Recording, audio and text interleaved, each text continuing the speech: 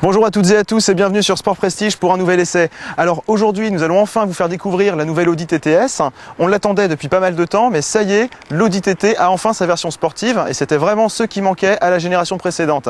Alors pour la motorisation on pouvait s'y attendre, Audi a préféré reprendre le 2 litres TFSI, donc le 4 cylindres suralimenté qu'on retrouve sur l'ensemble de la gamme, ici dans une définition de 272 chevaux. Alors chance ou malchance, la météo est plutôt clémente aujourd'hui, c'est dommage, on aurait bien aimé tester le quattro sous la pluie. On y va, c'est parti. Sont les présentations, Audi a repris l'habituelle recette esthétique propre au modèle S, c'est-à-dire peu de changements au final, mais suffisant pour apporter un surcroît de dynamisme. Le bouclier avant redessiné, une grille de calandre plus épaisse et chromée et des rétroviseurs en alu brossé permettront de distinguer la TTS des versions courantes. Aussi les 4 sorties d'échappement intégrées à un diffuseur arrière spécifique et parmi les éléments qui contribuent à l'allure un peu plus rablée, relevons les jambes 19 pouces de notre modèle d'essai et la garde au sol rabaissée de 10 mm. Toujours est-il qu'elle se remarque de loin la TTS, surtout avec cette teinte blanc ibis et ses LED d'éclairage diurne, un accessoire purement esthétique qui complète les phares au xénon.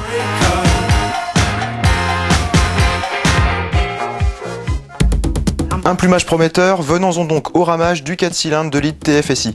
Ici présent dans sa variante la plus puissante, 272 chevaux exactement, atteint à 6000 tours minute. Le constat est sans appel, Audi est en train de devenir un des maîtres du rendement, car 136 chevaux au litre, même pour un moteur suralimenté, reste une valeur assez exceptionnelle. Évidemment, par rapport aux versions les plus modestes, le bloc et les injecteurs ont été remaniés en profondeur et le turbo souffle nettement plus fort. Fort, c'est le mot, très fort même, puisque jusqu'à 2500 tours minute, nous avons bien affaire à un 4 cylindres souple, sans grand caractère, pas vraiment de noblesse donc, même si l'échappement réserve une sonorité assez sympathique. Mais au-delà, les 350 Nm arrivent en force et jusqu'à 6000 tours, la poussée semble inarrêtable. Un caractère pourtant très lissé, linéaire en fait. L'effet de la suralimentation est parfaitement gommé et la TTS reste civilisée en toutes circonstances, même lorsqu'elle se met en colère. Jamais brutale mais efficace en diable. Les performances décapantes, le 0 à 100 est abattu en 5 secondes 2, rendent l'usage du régulateur de vitesse tout simplement indispensable. À propos de chiffres, une fois n'est pas coutume, la boîte S-Tronic permet de meilleures accélérations que la boîte manuelle 6 rapports, au prix d'une consommation similaire, c'est-à-dire environ 12 litres relevés lors de notre essai en conduite sportive, voire, avouons-le, le couteau entre les dents. Car les avantages de la transmission S-Tronic ne s'arrêtent pas là. Ultra réactive, les passages de rapport s'opèrent sans à-coups et chaque rétrogradage est ponctué d'un petit coup de gaz évocateur. En bref, la TTS fait preuve d'un caractère bien trempé mais toujours feutré. Une impression qui se confirme sur la route. Premier constat, le châssis de la première TT est relégué au rang d'antiquité. Le comportement routier a fait un véritable bond en avant, surtout avec la suspension pilotée Magnetic Ride qui permet à la TTS de virer parfaitement à plat. Même si on a encore quelques mouvements de caisse sur route dégradée, l'agilité reste surprenante en enchaînement de courbes rapides. Donc alors on retrouve un châssis qui est assez dynamique, même s'il privilégie largement l'efficacité et la sécurité au détriment du côté ludique. C'est un petit peu dommage sur une sportive comme celle-ci.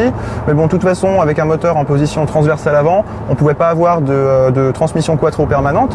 Donc ça reste une traction dans 90% des cas. Mais bon, c'est pas très grave, le train avant est quand même très incisif. On peut très vite prendre du plaisir au volant de cette Audi TTS, sans mode d'emploi.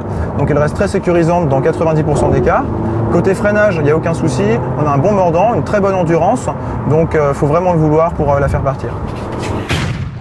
La TTS affiche sa fibre de sportif facile à vivre jusque dans l'habitacle où l'on retrouve du Audi dans toute sa splendeur.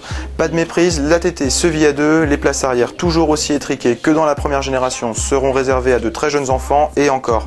Malgré tout, l'accès à bord est plutôt facile pour les passagers avant et les sièges semi-baquets préservent un excellent confort à défaut d'un maintien réellement efficace en conduite sportive. Comme toujours, la finition est irréprochable, matériaux d'excellente qualité côtoient des plastiques moussés et cuir surpiqué du plus bel effet, surtout avec l'option cuir étendu, tout de même facturé 960 €. À propos d'options, la TTS inclut l'essentiel, mais il faudra piocher dans la liste d'options pour bénéficier du GPS couleur, tout de même facturé 2500 €, du système audio Bose, d'un très bon niveau d'ailleurs, et des sièges électriques à 1230 €. Bref, la facture peut grimper très vite et faire oublier le prix d'appel de 48 000 € au demeurant plutôt compétitif. Relativement sobre, doté d'un moteur et d'une boîte automatique des plus réussis, il ne lui manque en fait qu'un châssis un peu plus ludique pour rivaliser avec la Porsche Cayman S en termes de sportivité. Malgré tout, son caractère de sportif civilisé a le mérite de rendre une conduite dynamique accessible aux pilotes non expérimentés, et cela est certainement un argument de poids par les temps qui courent. Ainsi faire redécouvrir le plaisir de conduire au plus grand nombre. with me.